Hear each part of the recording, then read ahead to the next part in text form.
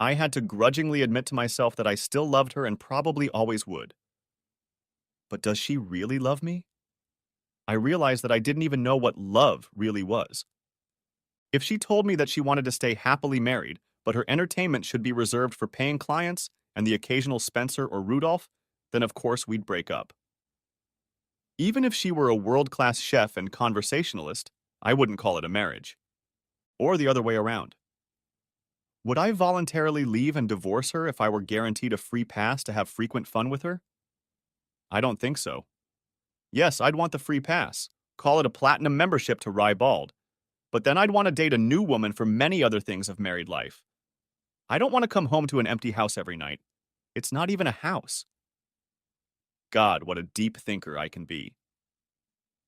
One thing began to clear through the haze. We can't go on like this. She's leading the life she's leading, and I'm pretending I don't understand anything. If we have any chance of surviving, we just have to kick her out of her current job. But my ego won't allow me to live in society knowing I'm the cuckold of the freest woman in town. Forgive me for being so thin-skinned and vulnerable. So, she would have to agree to give up her job and lifestyle, but I'm pretty sure she won't. I also doubt she'll agree to move far away from here and start over. Finally, I dozed off. Next chapter. I woke up to the smell of breakfast coming from the kitchen. I got up, did my morning chores, showered, shaved, got dressed, and went downstairs where Haida was finishing up her work. I grabbed a cup of coffee, kissed her good morning, and sat down at the table. She had made us each a very nice Denver omelet with bacon and toast, just the way I liked it. I had a hard time reconciling a sweet woman, lovingly preparing breakfast with what I knew of her. I thanked her for the food and got down to business. As always, everything was delicious. When I finished, I put the plate in the sink, sat down at the table, and looked at her. She stopped eating and looked back. "Is everything okay, honey?" she asked. Showtime, I thought. It's either now or never. "We need to talk, Haida," I said in an even tone. She took a couple more bites from her food, then tossed the leftovers in the trash and cleaned her plate. She walked back to the table and picked up her purse. "I'm serious," I said, insisting on my point. "We need to talk about everything." "You're right," she said, "but not right now. I have things to do and I have to go. Meredith is expecting me this morning." She headed for the front door. "Damn it, woman," I said, becoming furious. "This is our marriage we're talking about. Is Meredith more important than our marriage?" She stopped and turned to look at me. "Listen, sweetheart," she said. "I know you think it's important that we talk, but right now I have things I must do. I'll be home late tonight, but if you're still up, we'll talk then, okay? I gotta go now. Love you." With those words, she turned around and left before I could respond. "Yeah, me too," I said as the door closed. I sat there stunned. Did she really not care about our marriage anymore? Apparently she didn't. Hell, we hadn't even been married for what, 2 years? Try 2.5 years, since she started working at Paradise Bold. I went to work and tried to get through the day, but it wasn't easy. My secretary checked in on me several times to see if I was alive and functioning. By lunchtime, I had had enough and decided to call it a day for a while. I felt I needed to talk to someone about this mess, but who? And then it hit me. My sister, Leanne, was a lawyer. If anyone could help me sort this out, it was her. I called her office, and I was immediately connected. "Hi, little brother," Leanne said as she picked up the phone. Leanne was older than me by about 3 years and was one of the wisest people I knew. After my father, of course. "Do you have a few minutes?" I asked. "I need to talk to someone." "So bad that you need to talk to your big sister?" she asked. "Yes," I said. "I take it this is private and confidential?" she objected. "Unfortunately, yes," I said. "Good," she said after a few moments. "Come on over. I'll cancel my appointments this afternoon. We'll figure out everything that's going on." "Thank you, Leanne. I really appreciate it," I said. I left the office, telling the receptionist that I would be out for the rest of the day and possibly the next. I headed to Leanne's office and was immediately escorted inside. Leanne looked up from her desk as I walked in. She stood up, walked over and gave me a sisterly hug, then escorted me to the couch that stood in her office. "No offense, Merle, but you look like hell," she said. "What's going on? Is it Haida?" "Yes," I told her, "and it's driving me crazy." "Tell me everything," she said. Leanna listened while I told her my story. How I'd found out about Haida working at Paradise Bald, about the expensive coins and necklace she'd bought with the money she'd earned, about her affairs with Spencer and Rudy, everything. "So you're telling me that Haida, your wife of 16 years, the one you lived with, is the Flaming Red, and she's been hiding all this from you all this time?" asked Leanna. I nodded my head. "Yes," I said quietly. Leanna stared at me for a few moments before she spoke. "And you don't know what you're supposed to do?" she asked. "Something like that," I replied. In the next instant, she slapped the back of my head. I stared at her, shocked. "Damn it!" she exclaimed. "Your wife is a goddamn prostitute and you don't know what to do? Look, you're my little brother and I love you, so take this in the spirit in which it was intended. Were you born dumb or did you go to school to become one?" I looked at Leanna in surprise. She had always been very direct, but she had never spoken to me like this before. "Consider it a wake-up call, little brother," she said. "Prostitution is illegal in this state. There's no telling what else she's doing. And you say she made a lot of money doing it. Do you know if she reported her income to the IRS?" I shook my head. "I have no idea," I said. "I do know that she's never mentioned it once in the last 2 years. According to the manager at Paradise Bolead, they've formalized her as a business contractor. Customer Perquisites, LLC, or something like that. He said they didn't withhold any taxes, and he thinks she may have created a business tax so she wouldn't have to use her social security number." "And you haven't talked to her about any of this?" she asked. "I tried to talk to her about it this morning, but she said she had things to do and left," I said. "Okay," she said. "Here's what I'll do for you. I don't practice family law, but I know a few attorneys in town who do. I'll call one of them right now and see if we can get you in for a consultation this afternoon. I'll go with you." "Thanks, Leanne," I said. "You're welcome, bro," she said, pulling out her phone. I sipped my coffee while she talked on the phone. After a couple minutes, she returned to the couch. "You're lucky," she said. "I talked to Wilbur Jennings. He's the best in the business, at least in this town. He's got an open spot for us, and he's bringing in a private investigator. If we leave now, we can get there just in time. It's within walking distance, so we won't even have to fight for parking. Let's go," she added, putting on her jacket. I followed her to the exit. About half an hour later, we found ourselves in the reception area of his business office. "Leanne," Wilbur said, standing up and extending his hand. He looked to be in his mid-50s, well-built, with a slight gray on his temples. "It's been a long time. Is this your brother?" "Yes, Wilbur," she replied. "This is Merle." Wilbur and I shook hands, and he turned to the other man in the room. "This is John Williams, a private investigator whose services I like to use," Wilbur said, introducing us to a short, stocky, plain-looking man in a somewhat rumpled suit. We all shook hands and sat down. "So, I understand you have a family problem," Wilbur said. "Tell me about it and we'll see what we can do." I told Wilbur everything, just as I had with Leanna. I wondered how many more times I would have to tell the story. Wilbur and John were taking notes as I spoke, and I saw them look back and forth between them a few times. "So, your wife, Haida, is the flaming redhead who works at Paradise Bold?" asked Wilbur. "Yes," I said.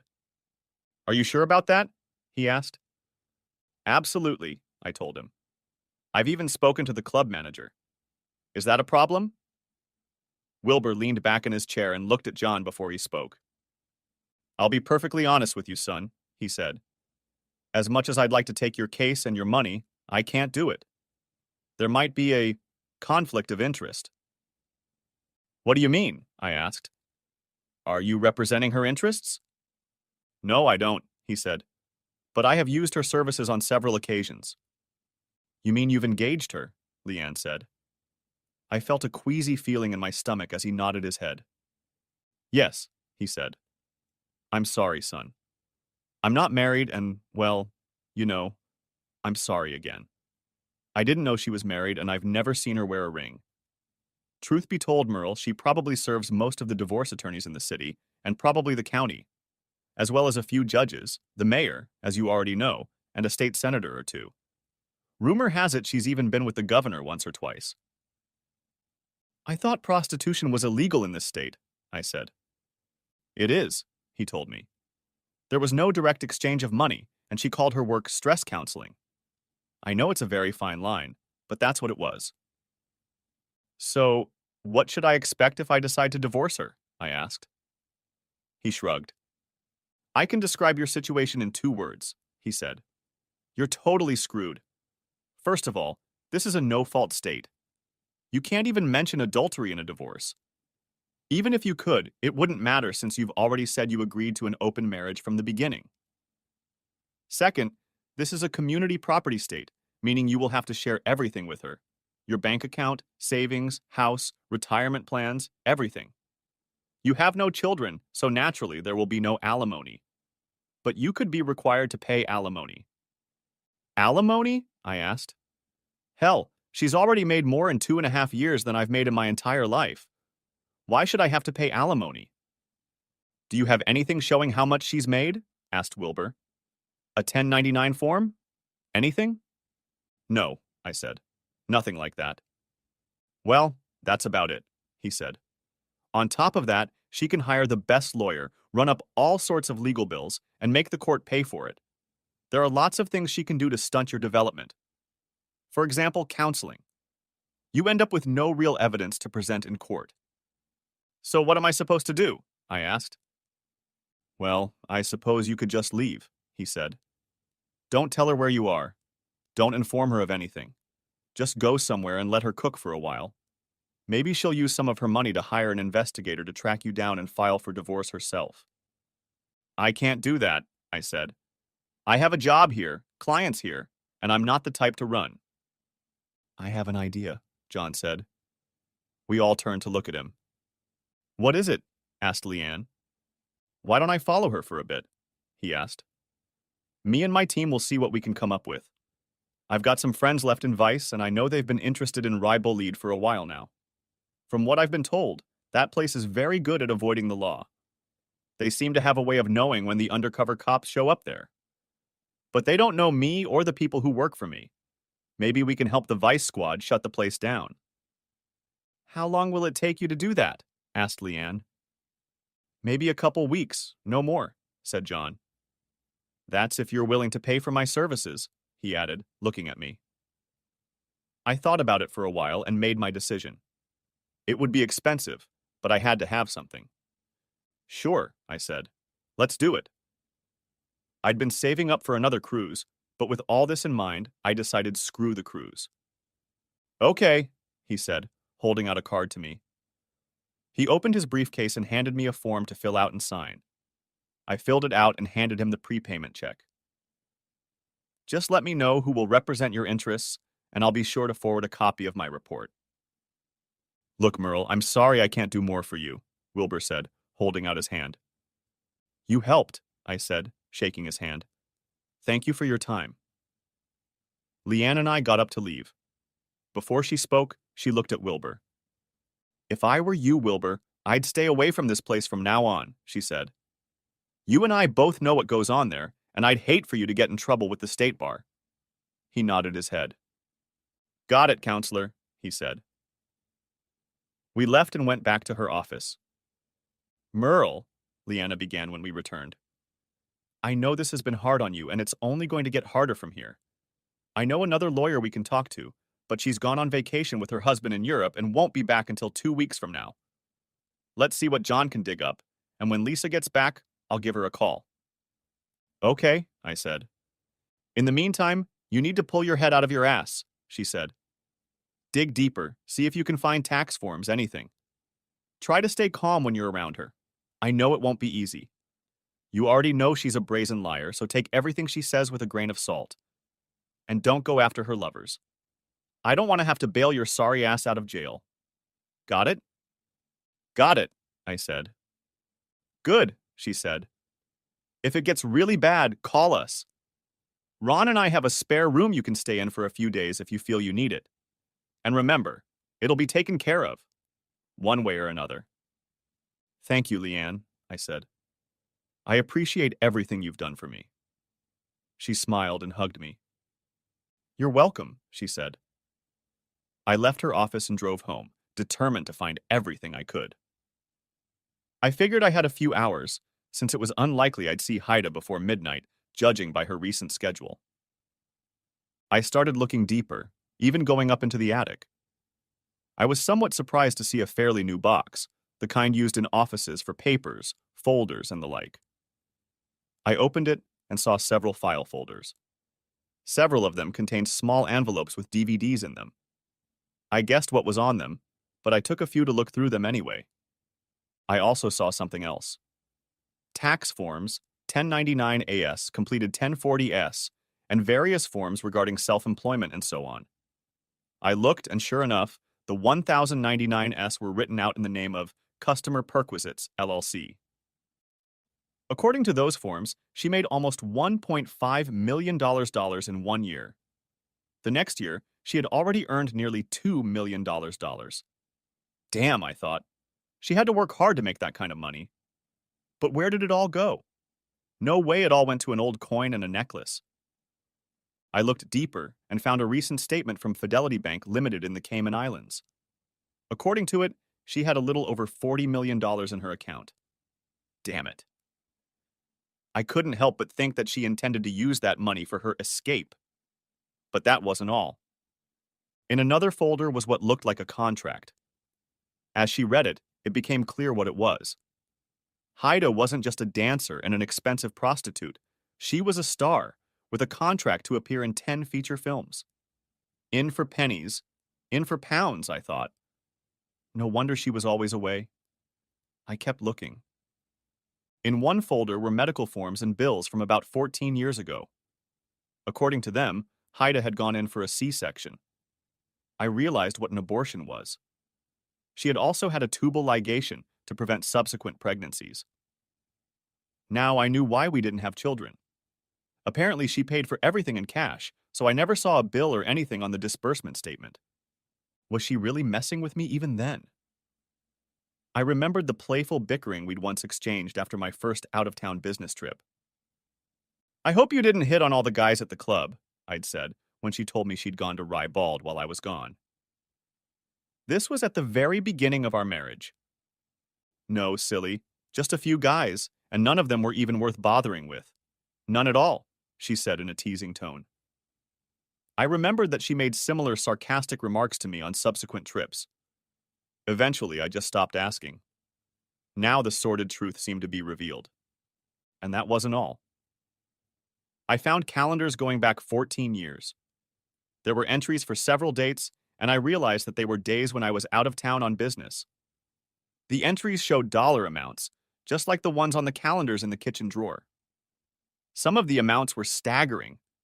There were other notations as well. A few dates had an S on them, and I wondered if it referred to my so-called friend, Spencer. Some dates were marked with an R, and I suspected those were days she was with Rudy. Of course, I realized it could be anyone. There were other markings on other dates, but there was no way I could relate them to the context. I saw dates labeled with an M and figured they were the days we were doing this. I couldn't help but notice that some dates had more than one label, like M and R. I almost got sick thinking that maybe she was with me after having fun with another man. Behind the calendars, I found a small book of entries, seemingly an accounting book.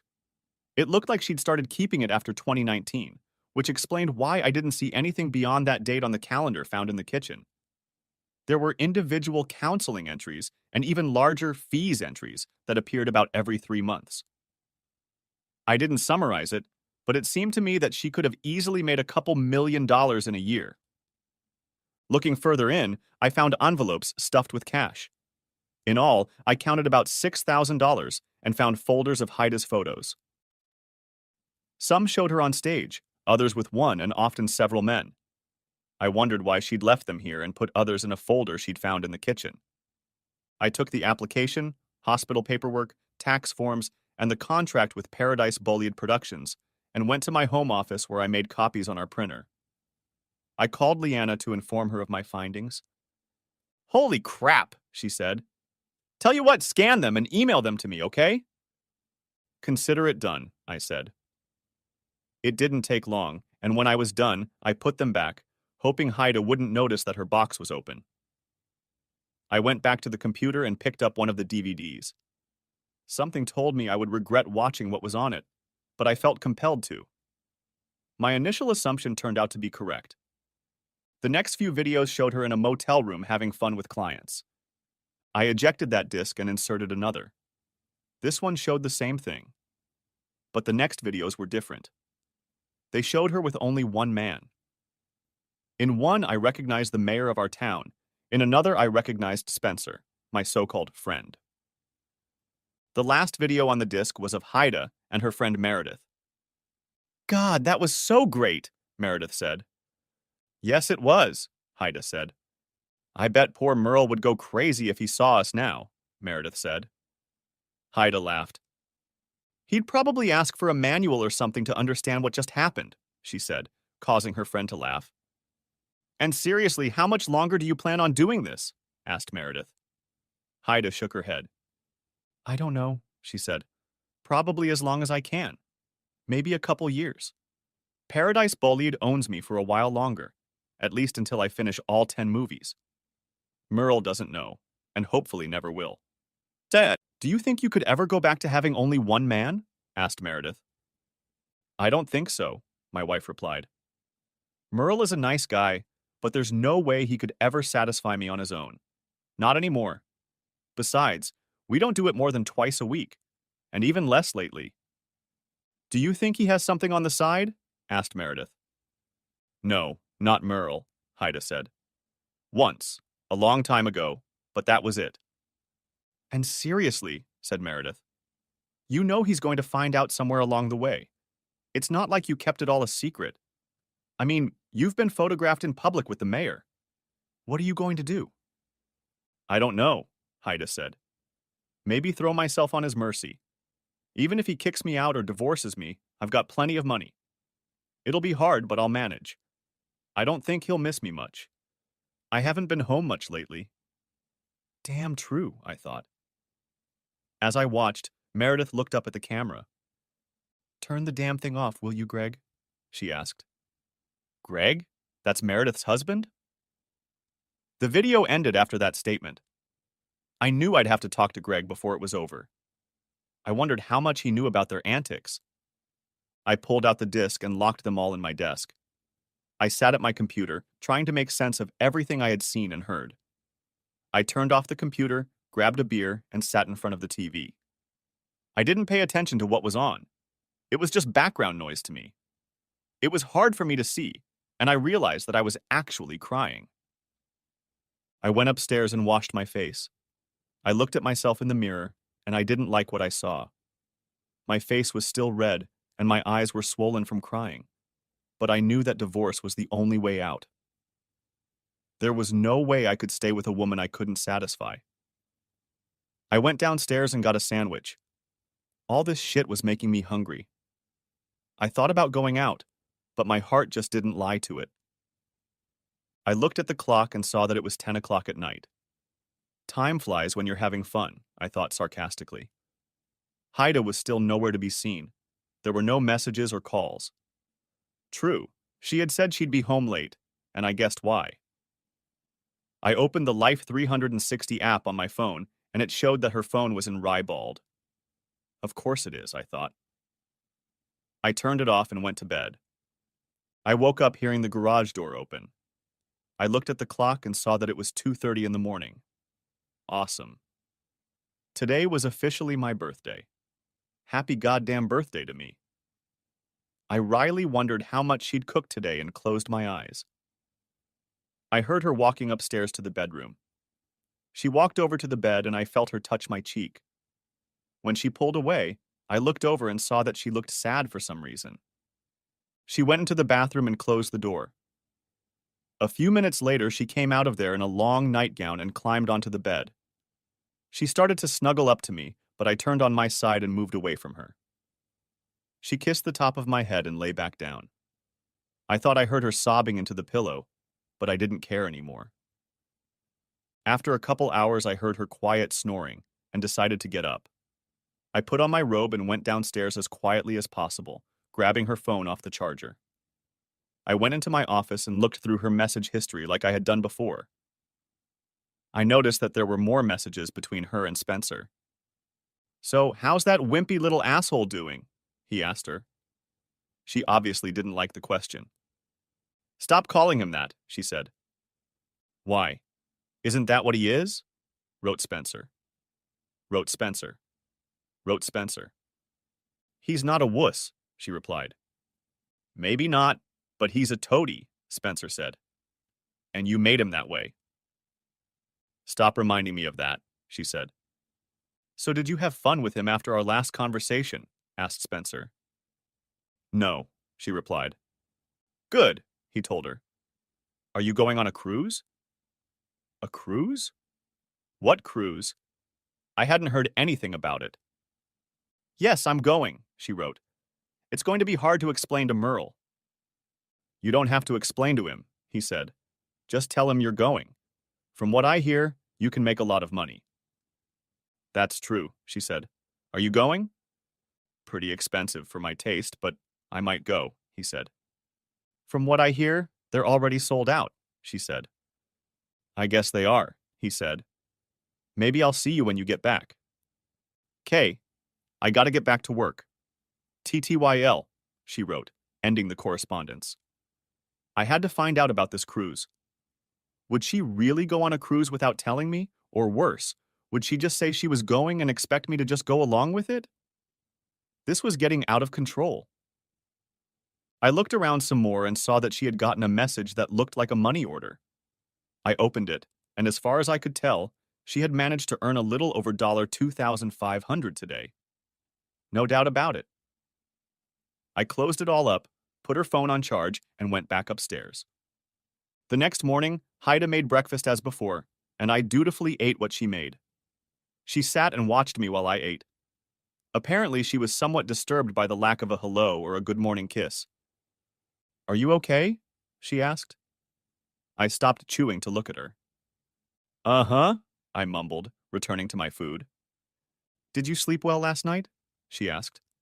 "You seem a little grumpy this morning." "I guess being alone does that to you," I said. "Are you going to be home tonight or not?" "Sorry, but Meredith and I will be busy again tonight," she said. "Sure," I said. "You know, there's something else we need to talk about. Do I need to make reservations in advance or something? Is there a reservation agent I should call?" "Of course not," she said. "Why do you think so?" "Oh, I don't know," I said sarcastically. "Just the fact that I hardly ever see you. It seems like you're only home to sleep. Then you change and go out again." "Look, I have things I need to do too," she said. "Whatever," I said, getting up from the table. "I've got to get to work. I'll see you when I see you." I grabbed my jacket and keys and headed out the door. I heard her say she loved me, but I didn't say anything back. She was done with me. After lunch, I got a call from Leanna. "Hey, little brother," she said. "How are things at home?" "Not great," I replied. "Why don't you come over to our house tonight? Ron and I would like to celebrate your birthday," she said. "That sounds nice," I said. "Will Haida be around?" she asked. "I don't know," I replied.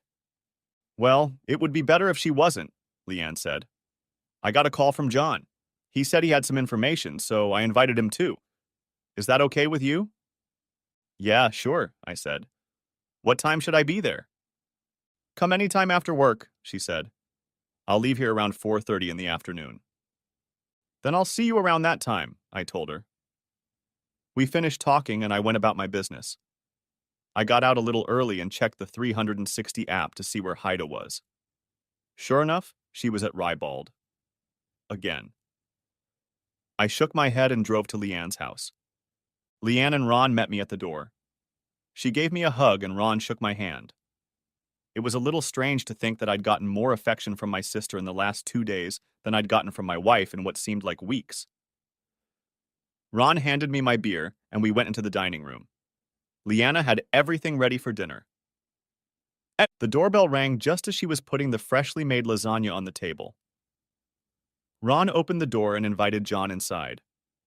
We all sat down at the table and enjoyed our dinner, followed by ice cream and cake. Naturally, they wished me a happy birthday as I blew out the candles.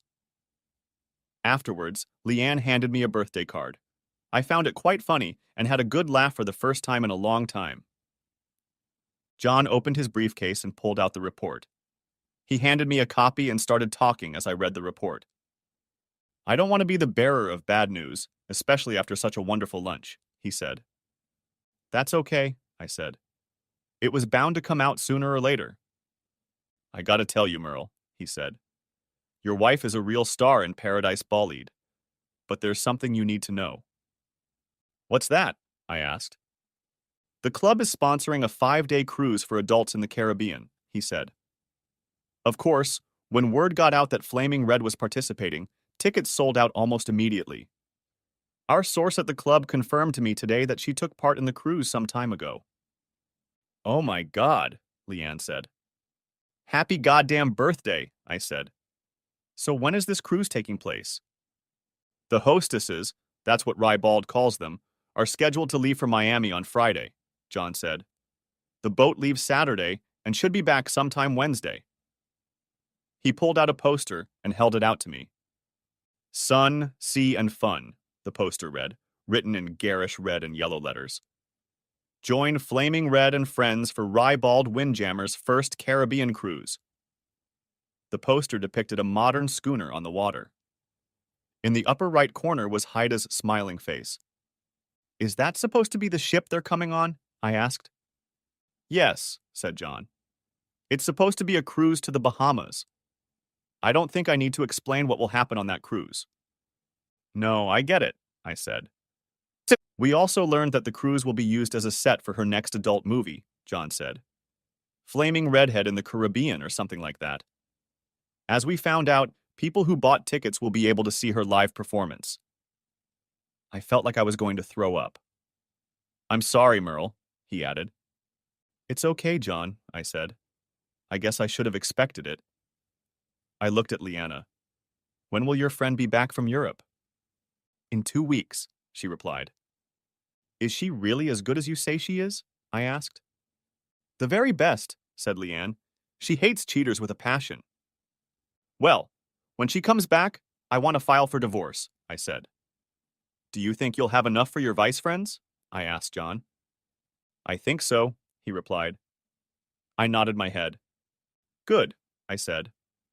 "Let me know how much I owe you. I think I have enough proof for my purposes." We talked some more and then ended the meeting. "I'm sorry," Leanne said before I left. She gave me a sisterly hug and I shook Ron's hand. "If there's anything I can help you with, let me know." "Thanks, Leanne," I said before walking away. By the time I got home, I was exhausted. Of course, Haida wasn't home, so I got into bed and fell asleep almost immediately. I woke up to the smell of bacon, and after getting ready for work, I went downstairs. "Where were you last night?" asked Haida as I sat down at the table. "I tried calling home, but there was no answer." "I was at Leanne's," I said. "She and Ron invited me to a birthday party last night." "Oh my God," Haida said. "Yesterday was your birthday? I completely forgot. I'll make it up to you, I promise." Yeah, right. As if her promises meant anything to me. "Don't worry about it," I said. "Just so you know, I'm spending this night with Meredith," she said. "We're flying to Miami early tomorrow morning for a shopping excursion." "Oh?" I asked. "When did this happen?" "We've been talking about it for days," she said. "I know it's last minute and all, but she said there are tons of flea markets this weekend, and we can get some really great deals." "Does this shopping excursion include a 5-day Caribbean cruise?" I asked. She looked at me, shocked. What are you talking about? What cruise? I don't know what you're talking about, she said. I opened my briefcase and pulled out the poster John had given me last night. I tossed it on the table. This cruise, I said. The one with flaming red. Yeah, I know who and what you are, I told her. Stop lying.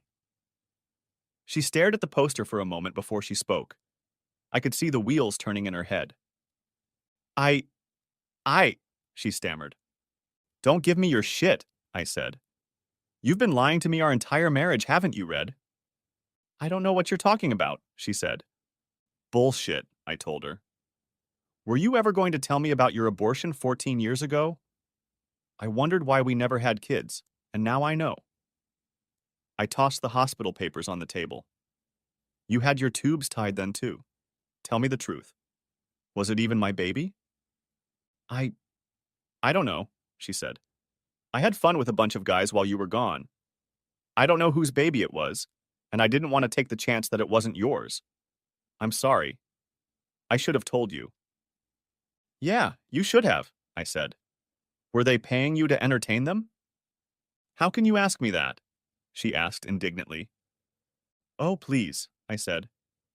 I know about your career as a highly paid prostitute and actress. How long have you been getting paid? She trembled and tears ran down her face. I started taking entertainment money after my abortion, she said quietly. I shook my head. We had an open marriage, remember? We both agreed to it. Yes, we agreed, I said. But I think the word open implies a modicum of truth and respect for the other partner in the marriage. The truth is that you disrespected me, humiliated me, and lied to me for at least 14 years. Isn't that true? Hell, you had an affair with the mayor for crying out loud. I tossed a newspaper clipping on the table that showed her with Rudy. But you're not completely innocent, she said. No, not innocent, I replied.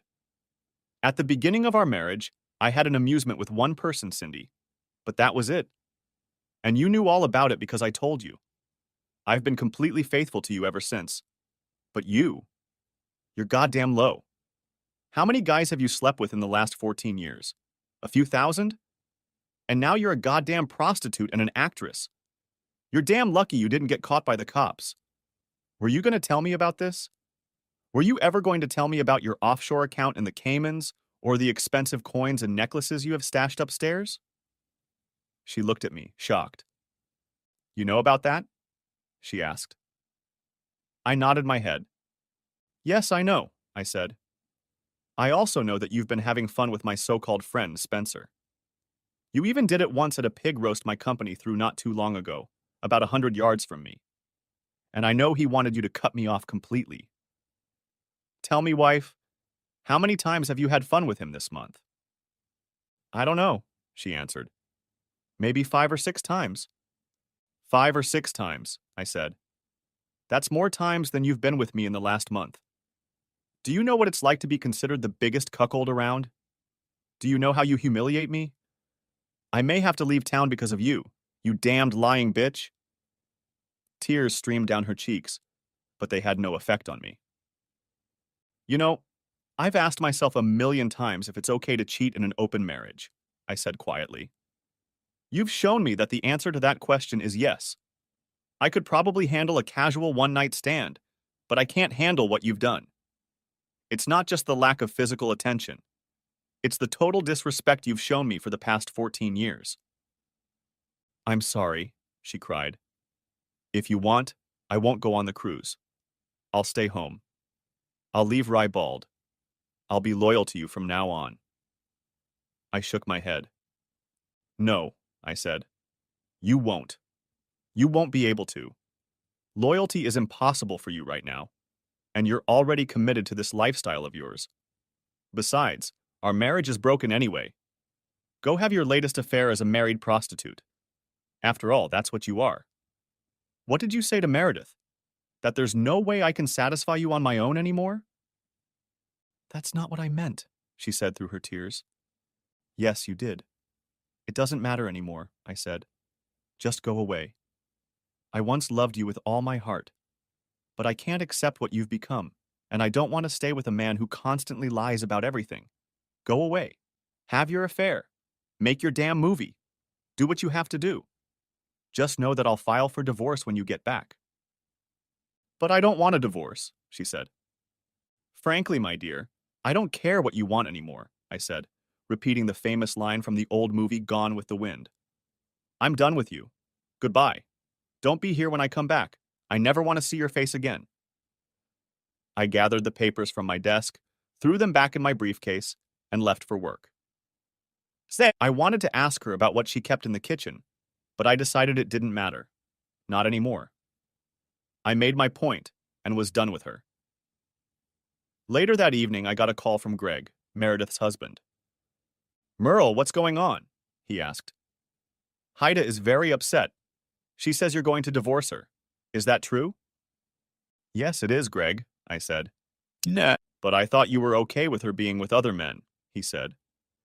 Up to a point, yes, I said. But the more I dug, the more I found out, the less I liked it. I don't want to stay with someone who lied to me and publicly humiliated me the way she did, and for as long as she did. Tell me something, Greg. Did you know about her little cruise? Yes, he said. In fact, I've been hired on a movie crew. Meredith and I are traveling alone. We're leaving early in the morning. How many of her affairs have you taped? I asked. A lot, he said. I don't know the exact number. Meredith thought it would help me get a handle on it if I became part of what they were doing. I see, I told him. Well, that's more than I got. Anyway, enjoy your little cruise. Bye. I ended the conversation and pulled a folder out of the kitchen. I looked through the pictures and pulled out a few that showed Haida and Spencer. I decided it was time to let Spence's wife know about his affair with my soon-to-be ex-wife. I knew where he lived, so I headed over to his house. I saw him coming out of the house and waited a bit to make sure he wasn't just going to the store. I then drove up to his driveway, took the pictures I had, and knocked on the door. I was answered by a slightly older woman. It was Spence's wife, Christine. Merle, what a surprise, she said with a smile. Sorry, you missed Spence. He's off to have a beer and play a game of pool with some friends. If you hurry, you can catch him at George's Tavern. That's all right, Christine, I said. I didn't feel like talking to him anyway. Do you have a few minutes? Sure, she said. Come on in. Would you like a cup of coffee? That would be nice, thanks, I said. She poured us each a cup of coffee, and we sat down in the living room. What's up? She asked. Is everything okay? No, it's not okay, I said. I held out the pictures to her. I hate to break the bad news, but I recently learned that Spencer and my wife have been having an affair, and it's probably been going on for quite some time. Her face reflected various degrees of shock and embarrassment as she scrutinized the photos I'd given her. Oh my God, she exclaimed. Where did you get them from? She asked. I told her the whole story, everything. I even told her about the text messages between Spencer and Haida. I hugged her and she burst into tears. Eventually, she pulled herself together and sat up straight. You know, Merle, I've suspected something for a long time, but I didn't have any proof, she said. Have you talked to Haida yet? Yes, I said. And I'll file for divorce when she gets back from the cruise. I'd sue Spencer, but unfortunately this state doesn't allow lawsuits for alienation of affection. Believe me, he's just one of the thousands she's dated over the last 14 years. I'm sorry to hear about that, Merle, she said. And he was your friend after all. Some friend, huh? I asked sarcastically. Yeah, she said. Well, can you believe I'm going to give him the cleanup because of that? Thanks for letting me know, Merle. Are you going to be all right? I'll be fine, I told her, more to reassure myself than her. I'd better get going. Thanks for the coffee. Call me if you need anything. You're welcome, she said. Rest assured, I'll be seeing a lawyer first thing in the morning. I gave her a hug and left. The next day passed mostly without incident. I wasn't surprised to find that Haida never got in touch with me. I received no calls, texts, or emails. Apparently, she didn't care enough that she didn't even bother to get in touch. Oh well. When I left the office at the end of the day, things got a little more interesting. Spencer was leaning against my car, waiting for me to exit the building. "You bastard," he growled as I approached the car. "Thanks to you, Christina kicked me out of the house last night." I guess that's what you get for entertaining your friend's wife," I said. "I'm going to kick your goddamn ass," he hissed, taking a swing at me. I managed to dodge his first punch, but he got in a second one. Naturally, we brawled right in the parking lot, and I was doing pretty well. Luckily for me, a building security guard saw him swing at me and called the police. The next thing I knew, I saw 2 police cars in the parking lot and 4 officers separating us. After taking statements and reviewing the surveillance video, they handcuffed Spence and took him to jail. "I'm not done with you yet, asshole," he yelled as they pushed him into one of the cars. I drove home, stopping on the way to eat a burger and fries. I went to bed at my usual time, 9 p.m., and slept soundly all night. The next day, I took some garbage bags and collected all of Haida's clothes, shoes, and all of the toiletries and cosmetics she had left behind. After filling 3 very large bags, I took them to the garage so she could pick them up the next time she was going to come over.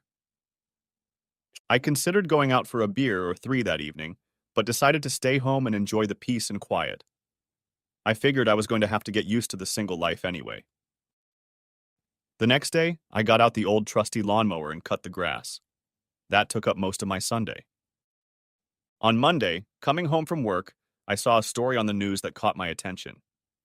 I immediately sat down and turned up the volume on the TV. "It just came on," the newsreader said. Famous local exotic dancer and adult film actress Flaming Red is believed to be missing at sea along with the other 100 passengers and 35 crew members of the cruise ship Mirabella, which the Coast Guard said capsized during a storm in the Caribbean late Sunday night or early Monday morning. Salvage efforts are still ongoing, but no bodies have yet been recovered, the Coast Guard said. Flaming Red has been identified as a woman who has been seen many times with Mayor Rudolph Burns. The mayor has repeatedly denied that he was having an affair with the woman. The vessel was under contract with a well-known club north of the city. The club sponsored a 5-day cruise for adults, promising sun, sea, and fun with Flaming Red. The ship was scheduled to return to Miami on Wednesday, the anchor said. "Damn," I said to myself. I changed the channel and saw the same report on another local channel. I got on the computer and found several articles that said roughly the same thing. It took a while before the news reached me. Of course, there was no proof that Haida was dead. But still, as angry as I was at her, I didn't want her to die. I picked up the phone and called Leanna. "Have you seen the news?" I asked when she answered. "Yes," she said. "I've seen it. They still haven't found any bodies. Are you okay?" "I'm in mild shock right now," I told her. "I never wanted this." "I know," she told me. "Let's give them some time to finish their search and see what the investigation shows. Maybe you should come and spend a couple days with me and Ron." "No, I'll be fine," I told her. "But thanks anyway." "Okay," she said. "Do you still want a divorce if she's found alive?" "Yes," I said. "It's not a question." "Good," she said. "Just get some rest and try not to dwell on it, okay?" "Whatever you say," I told her and ended the conversation. For the next few days, I was miserable. I followed the news, hoping to find some information about Hyde, but there was nothing at all. I tried searching for her using the 360 app, but got nothing. I even called Rye Bald and talked to Devin, the general manager. He remembered me from that Sunday when I stopped by to see him. "I'm sorry, Merle," he said. "I haven't heard anything. I promise if I hear anything, you'll be the first person I call." "Thanks," I said, and ended the conversation. A few days after the first text, Leanne drove me to Meredith and Greg's house so I could pick up Haida's car. I couldn't help but notice the pile of papers on the porch, and it was obvious no one had been there in a while. I hadn't heard from anyone in almost 5 months. However, I didn't sit around and mope. I had plenty of time for reflection and introspection when I wasn't busy with housework. I was still a pretty good-looking guy who wasn't even 40 years old. I still had thick hair and a well-functioning penis, and I was still in relatively good shape. I decided that I was still young enough to have a child, if, of course, I could find a woman who would actually want to have a child with me. With some embarrassment, I realized that my initial thoughts of infidelity were probably a consequence of Haida and I getting married so early. If I were to remarry, I would undoubtedly insist on exclusivity. I certainly didn't want to go through what I had experienced with Haida all over again. One day I came home and found a letter in my mailbox from one Alan Hastings, an Esquire attorney. The letter asked me to contact his office as soon as possible about the estate of Haida White, aka Flaming Redhead. I called and made an appointment for the next morning. Alan stood up and greeted me with a thin smile as I was ushered into his office. After the receptionist left, he asked me to take a seat. "Please accept my condolences for your loss," he said. "About 4 months ago, we received word that the authorities had determined that everyone on the Mirabella had perished at sea. Since then, your wife's inheritance has been in the process of being processed." He handed me a check and asked me to sign it. I looked and saw that the check was for $1.5 million. "I'm sorry, Alan," I said. "I saw a statement not too long ago that said she had over $4 million in her account. What happened to the rest of it? Taxes?" He shrugged. "No, her account was well below the threshold for estate or inheritance taxes." "I don't know what to tell you," he said. "Your wife's federal taxes have already been paid. That's what was in the account when the authorities made their ruling, minus her recent expenses, which weren't that great. She also indicated that she has a valuable coin and several necklaces that I believe are now worth a total of about $1 million. "Yeah, I know where they are," I said. "Good, because she passed them on to you like everything else in her inheritance," he said. "She also left this for you just before the cruise," he added, handing me an envelope with my name on it in her handwriting. I haven't read it, so I have no idea what it says. I didn't feel like reading it in front of him, so I put it in my pocket. "I'll read it later," I said. We finished going over her will, and I signed everything he pointed out. When he was done, he closed the folder, handed me a copy, and looked at me. "Once again, I want to express my deepest condolences," he said. "Are you planning to hold a memorial service for her?" "No," I replied. He seemed a little shocked to hear that. "You don't understand. We didn't part on the best of terms." "I understand," he said. "Besides, I have a hard time believing she's really dead," I said. "I can understand that," he told me. "You were married for what, 16 years?" "Yes," I said.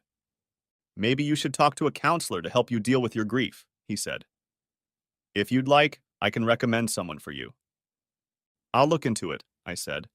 "Thanks for the offer anyway." We said goodbye, and I left to go back to work.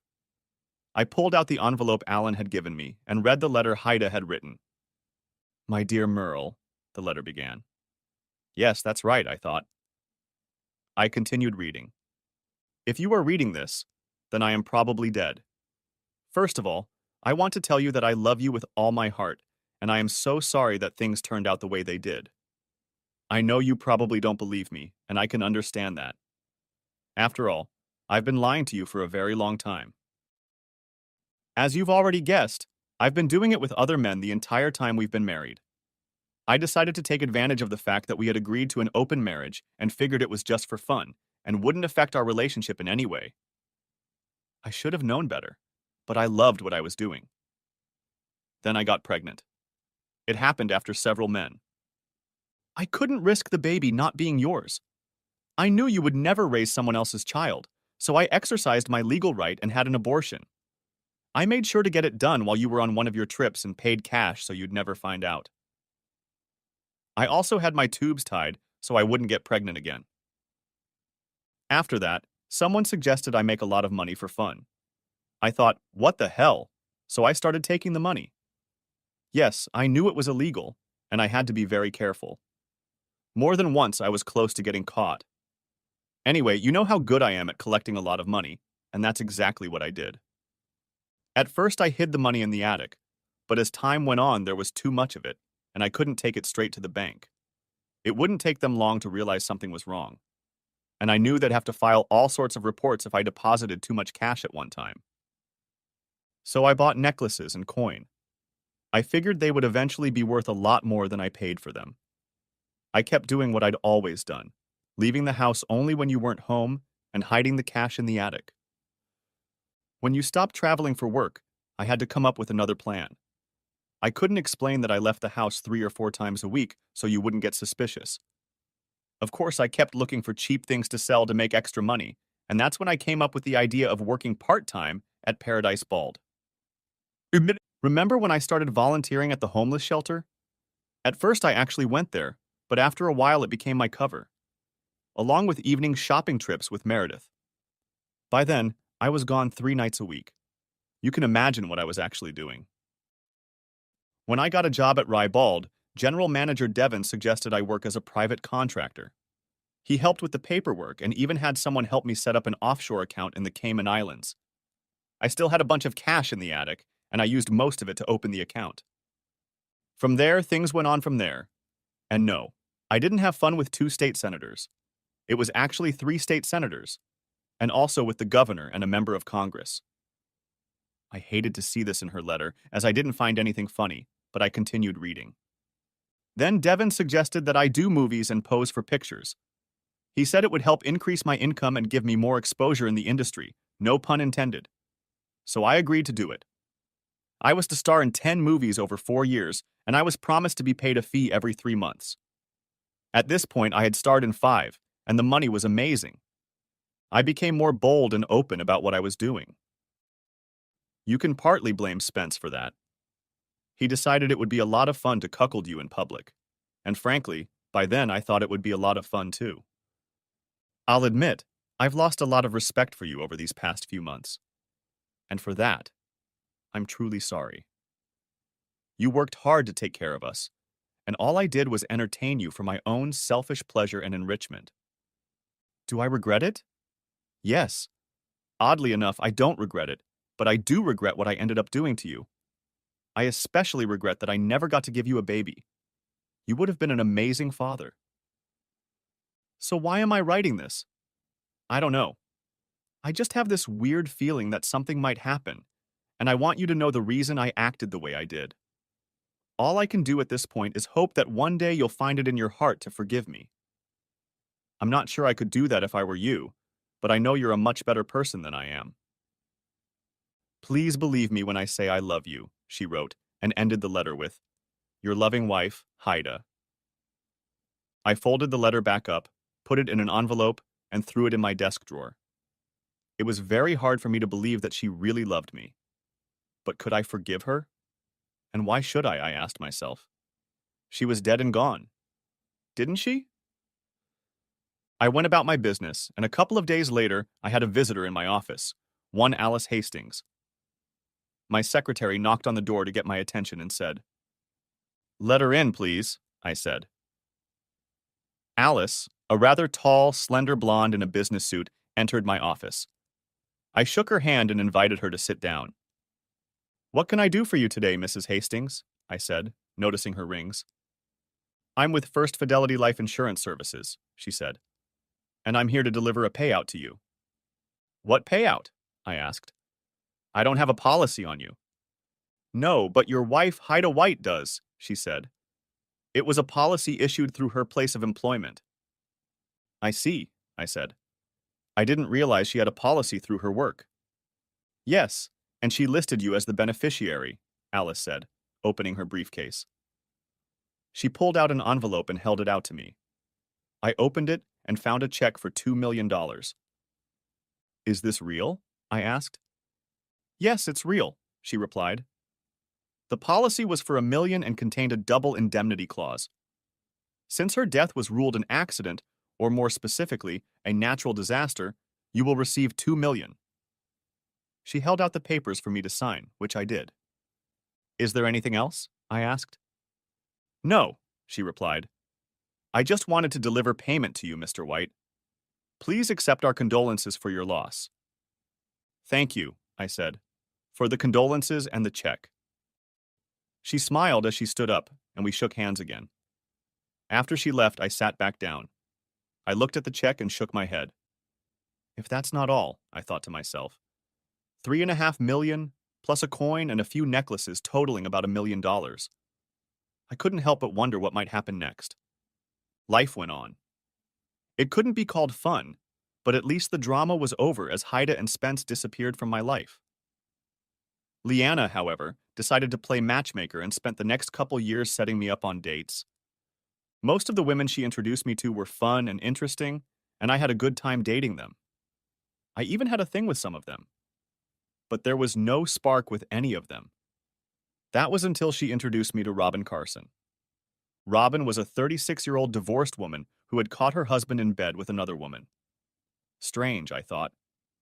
A few years ago, it wouldn't have mattered much to me. Now, however, I looked at things differently and felt guilty toward her. I told her my story, and we discussed the issue of fidelity. So, I take it you don't like the idea of an open marriage? I asked. Oh, hell no, she replied. If that's what you want, you can stay single. I considered her words carefully and realized she was right. You know, I'm inclined to agree, I said.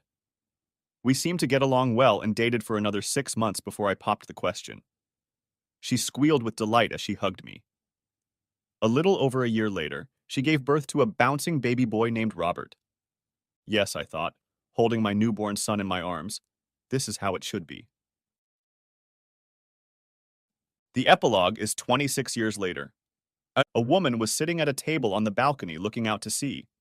She had just read an article on her tablet about the man she once called her husband. According to the article, he had just resigned as CEO of an international fast loan company. After becoming a billionaire, he and his wife, with whom he had lived for over 20 years, were about to embark on an around-the-world cruise. According to the article, their son Robert graduated with honors from the United States Naval Academy in Annapolis, Maryland, and is now an officer in the United States Marine Corps. A tear rolled down her face at the thought of it. That should have been her son, and she should have been the one going on that cruise. But she foolishly gave it all up for fun, fame, and money. Her ex-husband, the man she'd cheated on for most of their 16-year marriage, looked happier than she could ever remember. Worse, he still retained his attractiveness. She watched the video that accompanied the article and couldn't help but notice the way he and his wife looked at each other. They were clearly a couple who loved each other deeply, as she and Merle had once been. The reporter asked him about the secret to his success. Truth, loyalty, and the love of a wonderful woman, he replied with a smile, glancing at the brunette standing next to him. She let out a sob as she touched the screen. Why was I so stupid? She asked herself.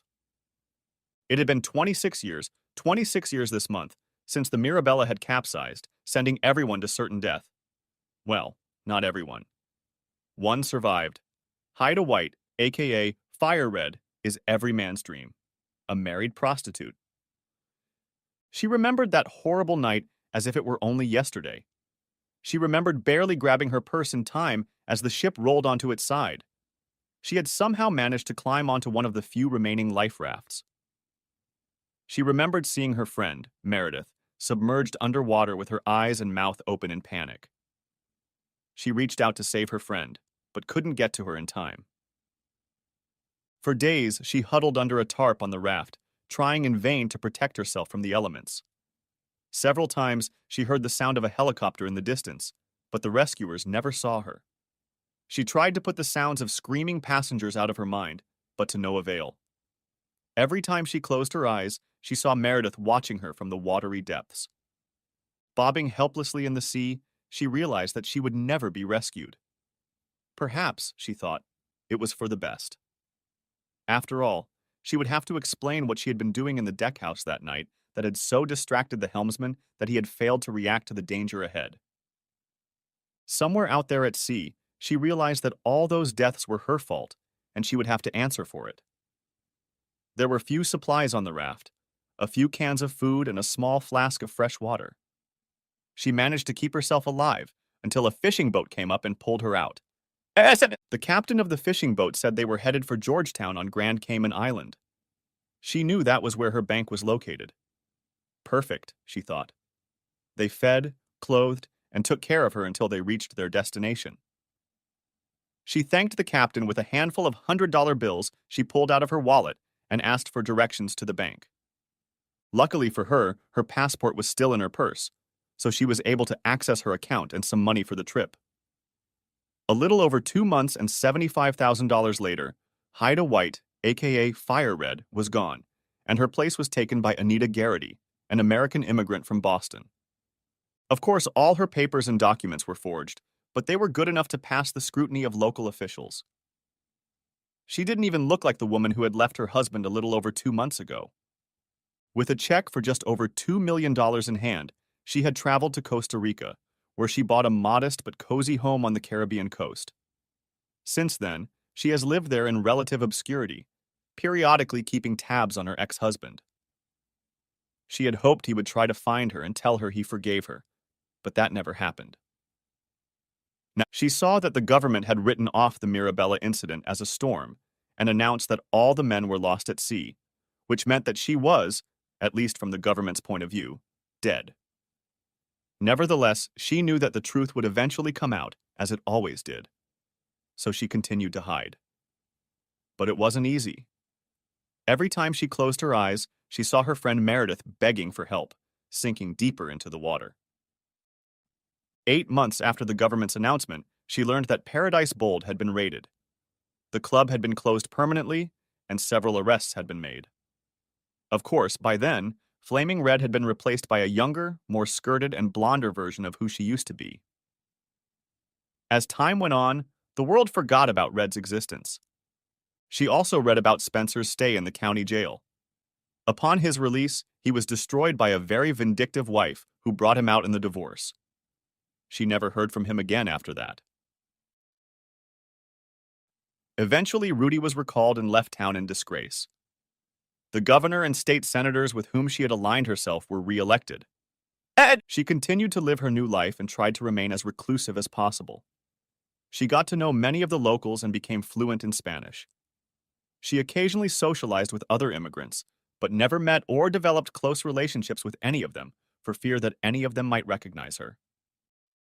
Her dreams continued and became more and more vivid over time. Eventually, Meredith began calling out to her in her dreams, begging her to join them.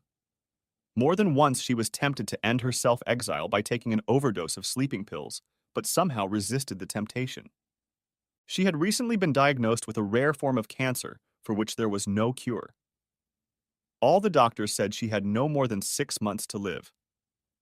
Anita, or rather Haida, did what she always did and planned her demise. She wasn't going to rot in a hospice somewhere. She would die the same way she had lived, on her own terms. Turning off the tablet, she looked at the papers lying in front of her. She checked again to make sure everything was in order and signed at the bottom. She wrote a note to Lupe, a 40-year-old local woman who had been her only real friend for the past 15 years. She knew Lupe would be around in the next day or so to check on her, as she always did. "Lupe," she began. "I'm leaving to join friends I haven't seen in years," she added in her best Spanish. "Because of my diagnosis, I won't be coming back. Thank you for your kindness and friendship over the years. It has meant more to me than you can imagine. The house and everything in it is yours. I have also given you the balance of my bank account. Please send my love to your wonderful family. Love, Anna." She placed the letter and forms where she knew Lupe would see them when she arrived. Writhing in pain, she made her way to the dock where a small wooden motorboat was tied up. She had already checked to make sure everything she needed was on board. Gasoline, check. Drill, check. Diving supplies, check. Tequila and sleeping pills, check. Her plan was simple and straightforward. When she reached her destination, she would put on the diving weights, drill holes in the boat so it would fill with water and sink, then take a handful of sleeping pills and some tequila to numb the pain. After that, she would submerge herself in the water, and no one ever knew where she went. Unhooking the boat from the dock, she climbed in and started it up. Looking back at the house, she said her goodbyes and headed northeast. "I'm coming, Meredith," she said quietly, tears streaming down her cheeks. "I'll be with you soon." The end. Thanks for watching, I hope you enjoyed it. So subscribe to my channel and watch the next video. My name is Charles Klein, and until October 16th, April 20th, 2010 was the worst day of my life. April 20th was the day I came home early from a business trip and found my wife of 6 years, the mother of our 5-year-old daughter, in bed with that asshole Trent Miller. I'll talk about what happened on October 16th a little later. I can't say that the discovery of her infidelity came as a complete surprise. There were signs that Haley was unhappy with both me and our lifestyle. The recent recession had crippled our personal finances. We had bought a house just before the crash, so we were in a tight spot with the mortgage. Our debt exceeded the current value of the house. Haley wanted to quit the whole thing. I, on the other hand, figured we could get through it and everything would be fine in the end. But the most frustrating part was that Haley insisted that we just had to have this house, and we procrastinated to buy a 4-bedroom mega mansion. Now she complains that most of our income goes to mortgage payments.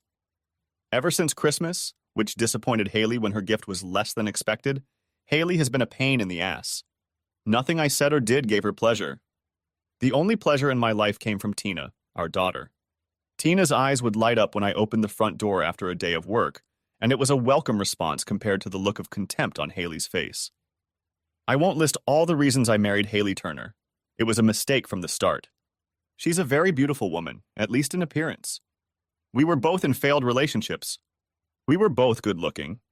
We both looked around, saw that all of our friends were married, wondered why we weren't married, and ended up at the altar. All of these reasons are not good reasons to get married. The marriage may have started for the wrong reasons, but I fell in love with Haley, and that love blossomed after Tina was born. Many couples break up after having children. Ours only seemed to strengthen. Turns out Haley was either a great actress or a schizoid, or maybe both. Up until the end of last year, I thought we had a strong relationship and a great family. Silly me. I told Haley I'd be back from my business trip on Thursday, but I got home on Wednesday. Haley worked in the mornings and Tina was in school, so Haley was free in the afternoons, so I decided to take a chance. I drove down our street and saw an unfamiliar car up ahead. It wasn't exactly discreet on Haley's part, but we weren't friends with any of the neighbors. More than half the street had been empty since the housing crisis. I walked into the house. I didn't need to be particularly quiet because of the noise coming from the master bedroom.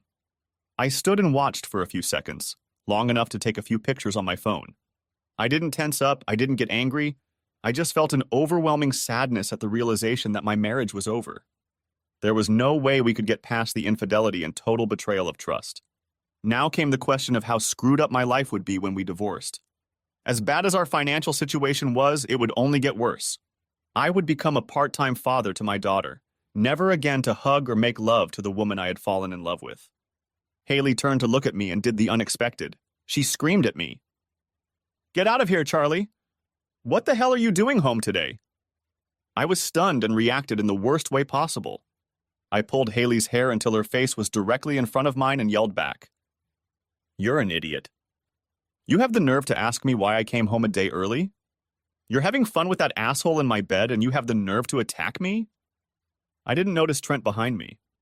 While all this was going on, he grabbed his phone and dialed 911. We were still yelling at each other when the cops arrived.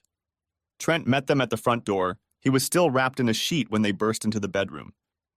Based on the fact that I pulled Haley's hair and nothing more, I was handcuffed and taken to jail.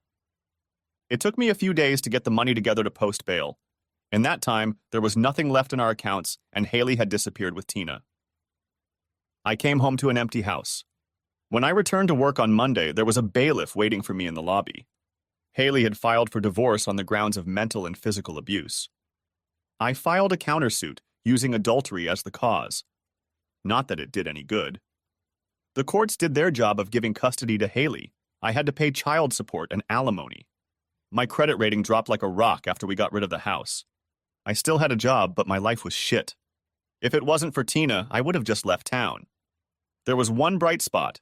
I was cleared of all spousal assault charges. Now, too many evenings I spent sitting on a bar stool at Johnny's Tavern, listening to a bunch of drunks tell me that they wouldn't let that happen to them. More than one of them argued that I wasn't much of a man for letting some guy steal my wife. I changed bars after I heard several drunks say, "Cuckoo, cuckoo, cuckoo." as I was leaving one night. I couldn't shake the feeling of disrespect. My coworkers, both male and female, looked at me with either pity or contempt. I began to contemplate some of the advice given by the drunks, my former friends at Johnny's. They were very generous with innuendo and bravado. How they would get revenge. How I should get back at the couple who had put horns on my head and made my life a living hell. One Sunday when I had Tina, we went to visit my parents. After dinner, Tina retired to her room to watch TV while my mother and father sat with me at the table drinking coffee.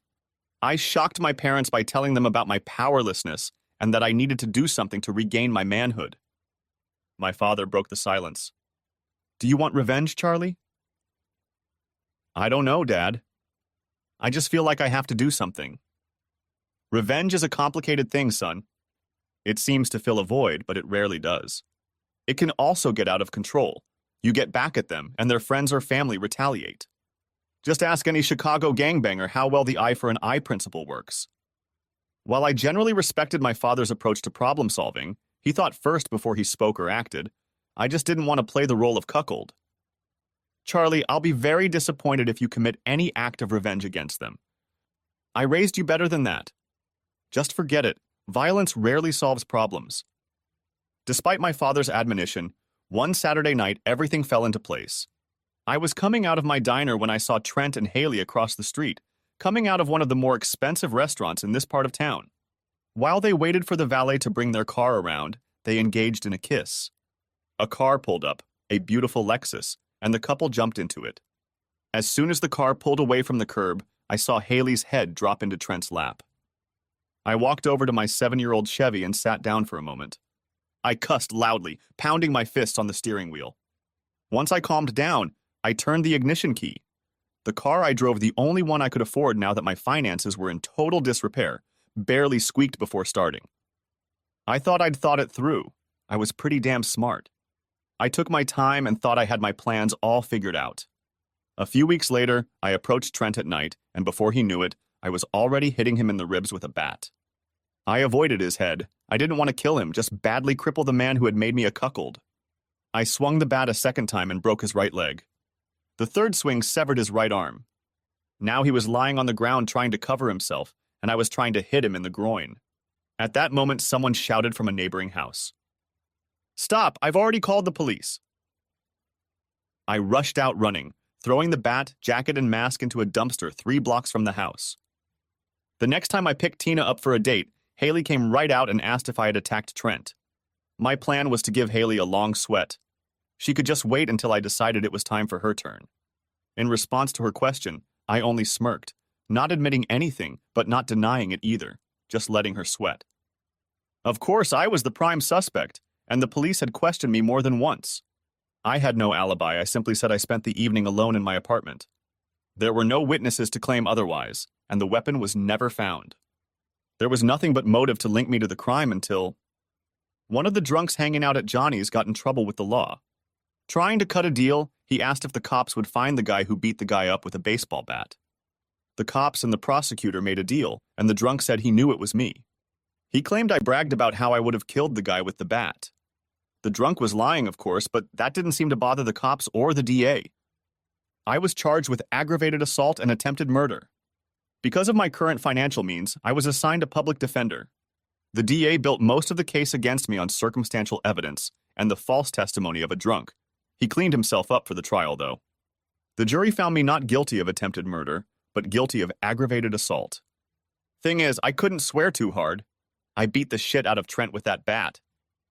But one circumstance played in my favor. It was 3 months from the time of the assault to the sentencing. Trent's 2 broken ribs, broken arm and leg were fused. Trent didn't look much like a victim when he showed up for trial or sentencing. I think that's the only reason the judge sentenced me to a lesser term. Nevertheless, I was given 5 years in a medium security prison. So what happened on October 16th that was worse than the day I caught my wife having fun with Trent? That was the day I made nice to my cellmate, Ronald Iron Ron Young. I am not bisexual, and I have never had a repressed desire to be with a man. I simply had no choice. I have no teeth, a broken nose, and 2 black eyes to validate my reluctance to enter into this prison relationship. Ron and his gang of Aryans manhandled me until I had no choice. Do it or die. Two positives came out of this disaster. Ron is not sharing, hence I am not available to other Aryans, and I am now protected from non-Aryan gangs. Devil's bargain. What kind of sick culture condemns a person to such a sick punishment? I committed a crime and I understand the sentence of the court. At least 5 years behind bars, loss of freedom, and all that goes with it. But why do we wince and even joke about inhumane sexual abuse of prisoners? What happened to an eye for an eye? I didn't rape anyone. Why do I have to be subjected to this sexual abuse to survive? Getting inside information is very difficult. After 6 long months and dozens of letters, my mother visited me. My dad still wouldn't talk to me, and my mom came not out of sympathy for my situation, but to vent. Haley married Trent and they moved to Texas. They wouldn't let your father and I see Tina before they moved. They wouldn't let her come to the phone when we tried to call Tina. My only grandchild and I can't see or talk to her. I called Haley's mother and pleaded with her, trying to appeal to her sense of justice, one grandmother to another. She had the nerve to laugh at me. I can't understand such cruelty. It runs in their family, Mom. I never cheated on Haley. She's the one who cheated on me. All my letters to Tina came back unopened. I'm working with one of the prison attorneys. Maybe the judge will get Haley to allow me to communicate with my daughter. Soon after, my mother softened. She realized how much I was hurting, and for the rest of her visit, she began to show love for her only child. I didn't share what was the worst part of my incarceration, and thankfully she didn't ask. By the time she left, she promised to visit me again. I won't go into the details of those 5 years. I didn't re-educate myself, didn't learn any new skills, didn't become a better person than when I went to prison. And with the exception of one disastrous parole hearing, I learned to hide my emotions and what was in my heart, soul, and mind. During my first year as Iron Ron's cellmate, I gained strength at the gym at every opportunity, taking out my hatred for Ron, Haley, and Trent on the scale. My 6'1" height was now 210 pounds of muscle. When Ron found a new mate, Kevin Johansson, who arrived 13 months after me, I was let go, and now I had to fend for myself. The first time they came for me, there were 2 of them. They beat the shit out of me, but those 2 ended up in the hospital, and I went into special housing for a month. What's worse? My first parole hearing was already scheduled for that month and was not rescheduled. It was another 2 years before I met with the parole board. I answered their questions for 20 minutes before I was at a loss for words. Silly me, I couldn't keep my mouth shut. After some smug jerk asked why I never apologized for bullying my ex-wife, I just spat out all the venom that had built up in my soul. I was married to Haley for 6 years and never once raised a hand to her. She had fun with him in our bed. The only thing I did was a stupid attack on her boyfriend. Because of that one stupid act I was forced to make nice to a man to survive, I was involved in a dozen fights to avoid being raped. The justice system allowed her to falsely accuse me of violence, take all of our property, and make it so I couldn't hire a decent lawyer. The justice system allows my bitch ex-wife to deny me contact with my daughter. Needless to say, I served all 5 years. For 5 years, I heard nothing from my daughter. My lawsuit to force Haley's treatment went nowhere. 5 years I fought for my life. When I say I didn't learn any new skills, that's not really true. No new legal skills. I now knew how to use the internet to swindle people out of money. I took a night job loading trucks at a local warehouse. It paid just over minimum wage, enough to keep me off the streets. I spent my days working on my new computer with money saved from years in prison, developing my alter ego, Amy Carson. Amy Carson was a widow who intended to build a humane shelter for unwanted dogs and cats. The Save Our Furry Friends website invited monetary contributions. Tens of thousands of email addresses collected over the past 3 years ensured that potential donors would be sent out. The first mailing didn't cost a dime. The result was not bad. Some cash came in, checks and credit card information were sold to an offshore criminal. 2 months later, I had $21,000 more than enough to accomplish the first of my 2 post-prison goals. Candy Sweet sat on a bar stool looking like a vision. It had been over 6 years since I'd last touched a woman. Wanting to experience all the sensations, I went all out. I had a certificate from the clinic. I was clean, in my fist and $700 in my pocket. I even dressed decently, slacks and a sport coat from the Goodwill store. Candy turned and looked at me as I approached her. "Charlie?" Her smile lit up the dark bar. She was wearing pants. Why pants and not a skirt? because I was to spend the night with such a beautiful escort for the obscenely low price of $600, plus tip, hence the $700 in my pocket. The slacks hid the fact that Candy has a prosthetic leg. Apparently, more than one customer had seen her metal leg and insisted on a discount. Although the prosthetic leg made no difference to me, I was happy to save an extra couple hundred. I asked the bartender for a shot of bourbon and sat down next to Candy. She already had some kind of drink in front of her, something in a martini glass. I looked past her and saw the guy to her right giving me a dirty look. The last thing I wanted was for this night to start off wrong. The gentleman next to me insisted on buying me this drink. I told him I was waiting for someone and that it wasn't necessary. Candy put her hand on my shoulder, and I took that as a signal not to get upset. I silently counted to 5 and remained calm. I pulled a $20 bill out of my wallet. "Excuse me, sir. I appreciate you buying my companion a drink, but I'm sure a gentleman like you will do me the courtesy of repaying your kindness." Having said that, I rose from my bar stool, holding an Andrew Jackson in my right hand, but holding it so that he could see the scars on the back of that hand, ugly scars from numerous prison fights. I wanted him to understand. My words might suggest meekness, but my posture was not meek at all. The man sized me up and, thank goodness, smirked. He took the 20. Can't blame a guy for trying with such a beautiful lady. Have a nice date. With those words, he got up from his bar stool and walked away to the other end of the bar. Candy looked at me. Thanks for acting like a gentleman. He wasn't too pushy, and it would have been a shame to end our date with you in jail and me still sitting here. Where did you learn to diffuse the situation so well? It's too early to start talking about my life now, and I've been told it's best not to ask escorts personal questions. Let's talk about these cabanas. When the bartender placed my bourbon in front of me, I was surprised. It's on the house. I appreciate you being so polite about it. We had a fight here last week when some drunk wouldn't leave another guy's date alone. Cost me $400 to repair the damage. I'll never see a dime from the drunk who started it all, and my insurance exceeds the amount of the damage. I raised my glass to the owner bartender and took a sip. He even poured me a good one. Candy and I finished our drinks, said goodbye to the bartender, nodded to the other guy, and walked out into the night air. I have a room next door. Do you need anything to eat before we head over there? No, I'm fine. Maybe we'll order pizza or Chinese food later. It's your money, we'll do whatever you want. I didn't need to be asked twice. I took Candy's hand and led her to the hotel. As we rode the elevator, I couldn't shake the silly grin off my face. Candy looked up at me. What? You're just so damn beautiful. We walked into the room and got right down to it. Then we rested for a while. I wasn't expecting that. Candy looked at me. What? I didn't expect it to be so good and for you to like it so much. Candy laughed. Well, I'm a professional.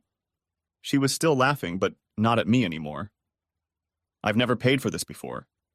I guess I thought someone who did it for a living would be somewhat pampered, that she'd have to pretend, but you didn't seem to be pretending. Thank you. Do you want to order now? We ordered Chinese food, showered while we waited. It was the first time I came face to face with her prosthetic, which was close enough to touch. When I looked at it, it was metal just below the knee. She interrupted my musings. Does it bother you? Actually, no. It's just that I've never seen one of these before. It's amazing if you think about it. When we walked to the room, I didn't notice. You were walking without limping in the slightest. Then we made love again and went to bed. Waking up the next morning, we showered again and Candy caught me looking at her prosthetic leg. It was a motorcycle accident. What? My leg. Everyone wants to know how it happened. You were too polite to ask. Like I said last night, I was told not to get personal. But now that you bring it up, how did it happen? The guy I was dating was Randy. He bought a new bike and wanted to show it off. Claimed he was a great rider and knew what he was doing. I was stupid and sat in the back. He wanted to impress me, so he started showing me he was going fast. He lost his front end, we went down, and I lost my leg. What happened to Randy? Neither of us were wearing a helmet, another stupid decision. He hit his head on a lamppost, went into a coma, was unconscious for a week until the machine was turned off and he died. I should have a bigger heart. I know I sound cold, but the bastard crashed and my leg is gone. He didn't even have insurance. All my medical bills and that leg cost a fortune. That's my excuse for being a whore. The worst part? When my mom and dad found out what I did for a living, they cut me out of their lives. They didn't want a whore as a daughter. There are worse things than getting paid for sex. Yeah? Like what? Like my ex-wife, for example. So I told Candy about Haley. When I finished, she agreed. My ex was an even bigger slut. When she said that, all I could do was laugh. Probably the first time I'd ever laughed at the whole thing. Are you hungry? Can I buy you breakfast? Yeah, that would be nice. Then I have to get to class. I'm not going to be a slut for the rest of my life. You hear about guys falling in love with prostitutes, and when you get a woman like Candy, I can understand how that happens. But let's be realistic. She's a prostitute, and even if she wasn't, what could I offer a woman? Any woman. The next day, I looked forward to the second part of my plans. I met Juwan Price at one of the diners downtown. Juwan was an outside liaison for one of the black prison gangs. Juwan named a price, and I agreed on one condition. When the knife cut his throat, 2 names, mine and Johansson's, would be whispered in his ear. Having agreed to this, I gave Juwan $15,000. Juwan was one of the smartest. He was accused but never convicted. I heard what was going on inside. I can't blame you for wanting revenge. No, it's not revenge, it's justice. Johansson was a good guy. A little over a year after he became Young's playmate, he died. Rumors swirled around the yard that Ron had held the kid's head too long and strangled him. Johansson deserved better.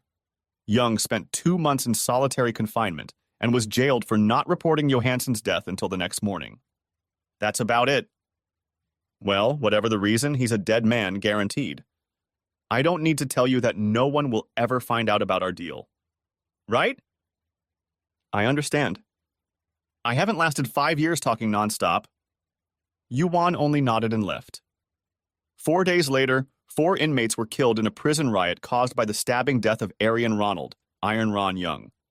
1 inmate was suspected of the murder. He was one of those killed in the subsequent riot, and the prison was closed for 3 days.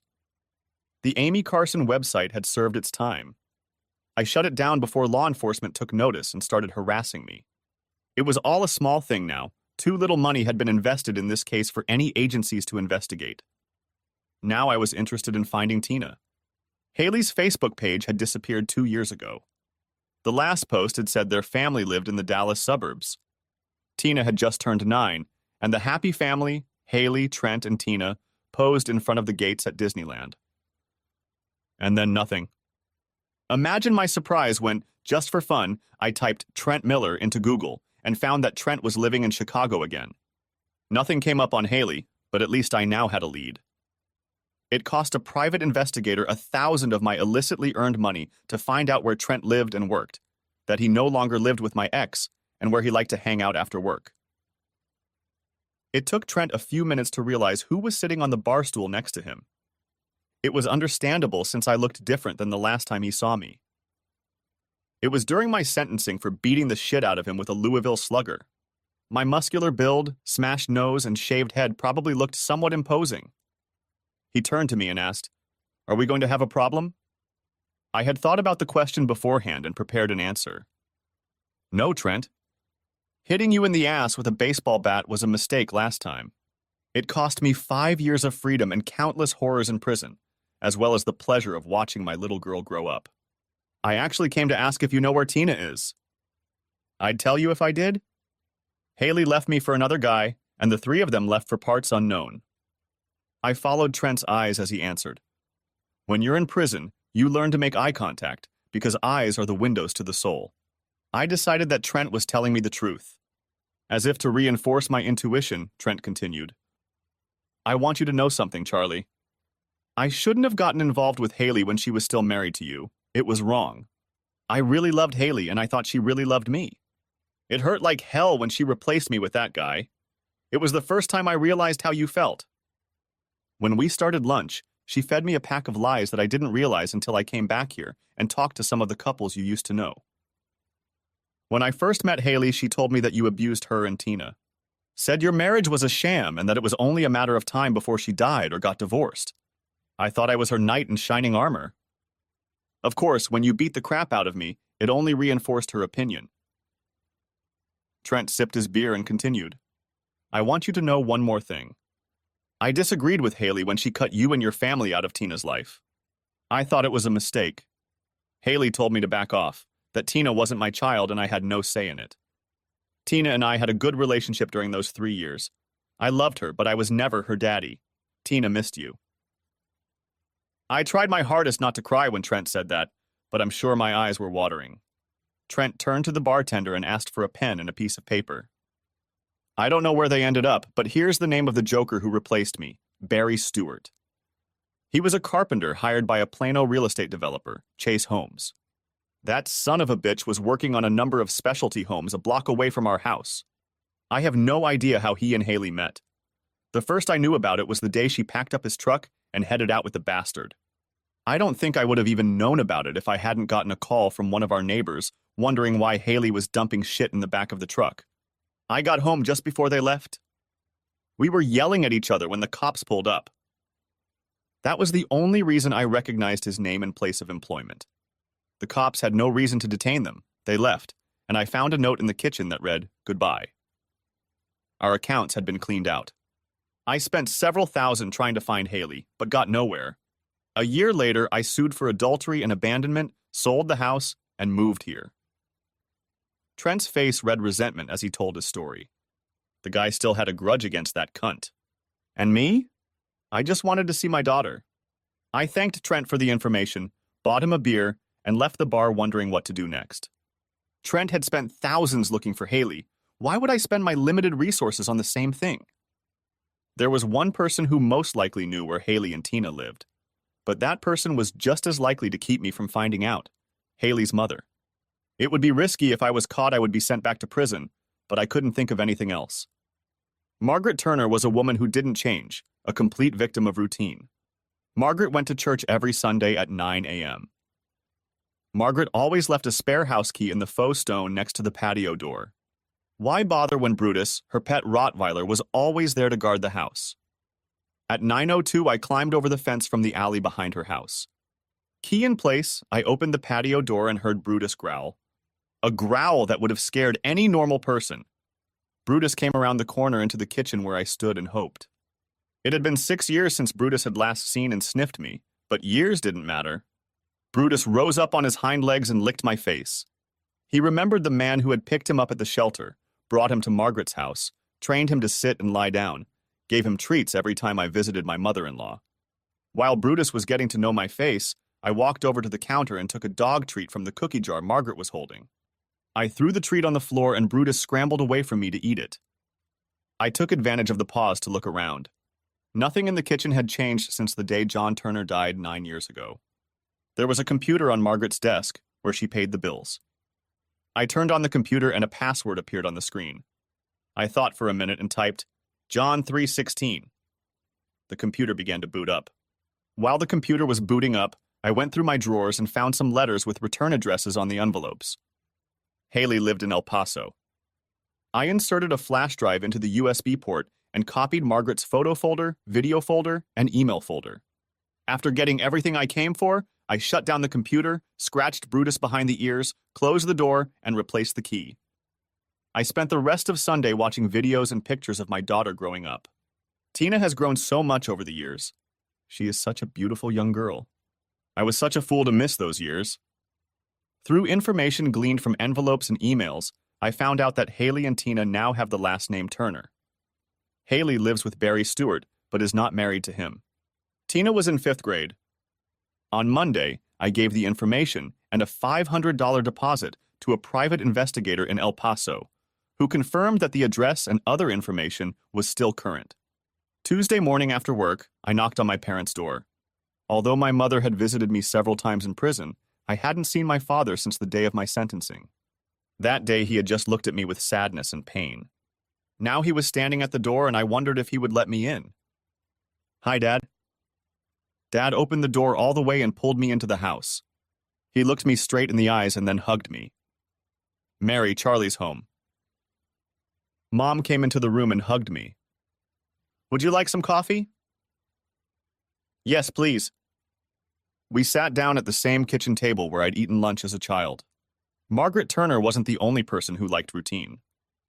Mom, Dad, first let me apologize for letting you down. I'm sorry I didn't heed your wise words. I'm sorry that I let a bunch of losers convince me to get revenge. Mom came over and hugged me again. Dad put his hand on my shoulder and squeezed. I know where Haley and Tina are, and I want you to help me re-establish contact with Tina. I have a few thousand to go to El Paso and do whatever is necessary to at least get visitation rights. Will you come with me and help? Dad answered first. What are you planning to do? Nothing violent again, right? I was hurt that because of my past actions, that was the first thing he asked. No. I'm going to consult a lawyer first. I've done my time. I'm not a parolee, so I can go in there and try to get a court order for visitation. But let's be honest, I'm an ex-convict convicted of assault. I think it would be best if my parents came with me and the three of us filed an appeal. Dad looked at Mom, and I could see the pleading in her eyes. She didn't need to say a word, Dad agreed. When do we go? Can you be ready in a week? I need to give notice at work and get some things settled. Can we take your car? We'll need wheels while we're there. Yeah, I'll take it to the shop tomorrow and make sure it's ready to go. We'll head out next Monday, okay? With those words, I drank another cup of coffee and engaged in some family gossip. It felt good to be here again. Over the next few days, I used my free time to find the best family lawyers in the El Paso area. After finding one with great reviews, I called and made an appointment for the following Thursday. That gave us 3 full days to drive to El Paso. I hoped Dad and Mom would make the trip. Dad was almost 70 and Mom was 66. Dad's Lincoln Continental, turns out good old Mom is a big Matthew McConaughey fan, would have been the perfect car for the trip. But when Dad found out about the Thursday appointment, we all agreed to leave on Sunday and have an extra day to cover the 1,500 miles. That Sunday I, a 36-year-old man, set out on the trip with my mother and father. We drove out of town. It's all freeways now, but years ago it was Route 66. Before we entered St. Louis, Dad told us how, when he was only 3 years old, his parents drove that road to Los Angeles. Back then, all the roads were 2-lane roads. You couldn't drive more than 400 miles in a day. It took the family 7 days to get to Los Angeles. It seems my grandfather, who died before I was born, had a job waiting for him in California. One of his army buddies was in the painting business, and after the war, all the new buildings started being built, which was supposed to be a gold mine. Unfortunately, Dad said his mom, my grandmother, was homesick the whole year they lived in Pasadena. My grandfather packed up the family and returned to Racine. Everything ended up working out for the best. My grandfather became the CEO of an aluminum smelter. He was doing well until he was found hunched over his desk, dead of a heart attack at the age of 58. I was born a year later and was named in his honor. In the 4 days we spent in the car, Mom and Dad told more stories about the old days. Stories I had either forgotten or was too busy to listen to growing up. I moved away when I was 18, which was the longest we had spent together since our last vacation when I was 14, and we drove to Washington, D.C. Thursday afternoon, we were at the law office of Gladys Harper. Unlike all my previous dealings with the law, this was a positive experience. I told the lawyer the whole truth. About how I was convicted, how I was in jail, how I was deprived of communication with Tina, how my parents were deprived of communication as well, my divorce from Haley, her subsequent marriage, and my divorce from Trent. The lawyer's eyes lit up when she heard that Trent was suing for adultery and child abandonment. It didn't give me a pretty picture, but it didn't make Haley an angel either. All of the lawyer's reluctance to take our case faded away when my mother practically broke down in sobs, telling me how she couldn't hold on to her granddaughter. I gave the lawyer a deposit and she started working on the paperwork. Now all we had to do was wait. We decided not to spend the weekend in El Paso, so we traveled again to Big Bend National Park. Although our thoughts were occupied with the events in El Paso, it was an incredible weekend of enjoying the sights of this quiet and stunning park on the Rio Grande River. 4 days later, I received a call from Miss Harper, the administrator. We were to meet at her office Tuesday morning to prepare for a hearing before a judge Tuesday afternoon. Gladys Harper was busy. She even had a signed statement from Trent Miller saying that Haley had dumped him and completely severed the relationship between him and Tina. I later learned that Trent did this on one condition. Tina had to be told that Trent had not dumped her and that he loved her. We met again in the lobby of the courthouse and headed to the judge's office. I am not naive. It was clear within the first 10 minutes that the judge and our attorney had developed a great working relationship. We answered the judge's questions.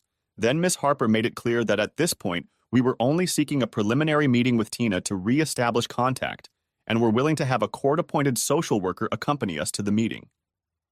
Miss Harper told the judge, "Given Miss Turner's past actions in denying the client's contact with Tina and then doing the same with Trent Miller, we ask that Haley Turner not be made aware of the meeting, as she will likely use this time to delay the meeting and further turn Tina against the clients." That's where that working relationship and all the money we were paying Harper paid off. You could have knocked me over with a feather when the judge granted the request and set the meeting for the next day. We were to pick Tina up from her school with the judge's order in hand, and we were to be accompanied by Miss Harper and a social worker. We were given 3 hours to take Tina to a local cafe and talk to her, and then drive Tina home. Walking out of the courthouse into the warm Texas sunshine, I couldn't remember ever feeling as light and happy as I did at that moment. It took all my willpower not to hug Miss Harper right there. She said she was already working on the follow-up paperwork to establish visitation rights for me and my parents. We'll meet tomorrow at 1:45 in my office. The social worker will go with you to the school. Once we pick up Tina, I will leave you. The social worker will stay with you until you take Tina home. Until tomorrow, don't do anything that could mess things up. Stay sober, stay calm. Whatever you say or do, especially when Tina's mom overreacts, stay calm. We expect her to do or say something in front of the social worker that will only help us when we petition for visitation. Treat the social worker like she is your friend because she may become one when the case goes back to court. The judge just gave us a valuable gift, so treat it that way. With those words, she walked away. I hugged Mom and Dad and thanked them again for their help. The next 22 hours dragged on. We stayed close to the hotel and grabbed a bite to eat at the diner across the street. Some part of me expected something bad to happen. Would we show up at Tina's school tomorrow and find that she wasn't there? My parents tried their best to reassure me, but I could see the worry on their faces. We arrived at Gladys Harper's office at 1:30. 5 minutes later, a short, stout woman of Hispanic descent entered the office. Miss Marie Hernandez introduced herself and spent several minutes telling us how she would conduct surveillance while trying not to be intrusive. Apparently, she had read our attorney's motions because she was very kind to my mother, like one grandmother to another. Mrs. Hernandez was also kind enough to give us some advice on how best to approach Tina after such a long and traumatic separation. Later, we were glad for this advice. I had been plagued by anxiety about how Tina would react to my appearance. We walked into the school's administrative office 30 minutes before dismissal. The principal and vice principal read the court order, called the district office, and spoke with the legal department before agreeing to allow Tina to leave with us. 10 minutes before the cancellation bell rang, Tina was taken out of class and brought to the vice principal's office. The first person she saw was my mother, and Tina's eyes lit up when she recognized her grandmother. Nana. Tina threw herself into her grandmother's arms, and my mom dropped to one knee to accept and return the hug. She was openly crying. Tina looked up when she saw my father walking toward them. "Daddy!" exclaimed Tina. When Tina learned to talk, she couldn't pronounce the whole grandpa and started calling him Daddy. That name stuck. We all thought it was cute. Daddy took Tina in his arms, hugged her, and kissed her on the nose. Tina looked at me, who was standing off to the side. Daddy? My appearance was so different from the last time we'd seen each other that the hesitation in her question was understandable. It was one of Mrs. Hernandez's hints. Let Tina see her grandparents first, because they look the same as they did 5 years ago, and there's always a special bond with grandparents. I knelt down and held out my arms, saying a special prayer that my hug would be accepted and approved. Tina threw herself into my arms. Our reunion was interrupted when the vice principal walked into the office with Haley, who was in the school parking lot waiting to pick up Tina. Haley looked around the room and exploded. "What the hell is going on? What are you all doing here? Leave Tina alone." Miss Harper entered the room and Mrs. Hernandez walked in beside her. Miss Harper handed Haley a copy of the court order. "Miss..." Turner, this is a court order that allows Tina's father and grandparents to visit her today for 3 hours. They will be accompanied by Mrs. Hernandez to ensure Tina's safety and their compliance with the order to return Tina to you within 3 hours, starting immediately. Haley looked at the papers but didn't read them. She tossed the papers back to Miss Harper. I don't care what these papers say. You can't just come in here and take my daughter. Haley pointed at me and my parents. Those people have no business being here. She's my daughter. Haley grabbed onto Tina and Tina hid behind my mom. Mrs. Hernandez, who stood in front of Haley, didn't miss that dynamic. Miss Turner! Before she could get a word in edgewise, Haley shouted at her, using disparaging language about Mrs. Hernandez's ethnicity, her physique, and where she could shove certain things. Miss Turner, do you want me to call the police?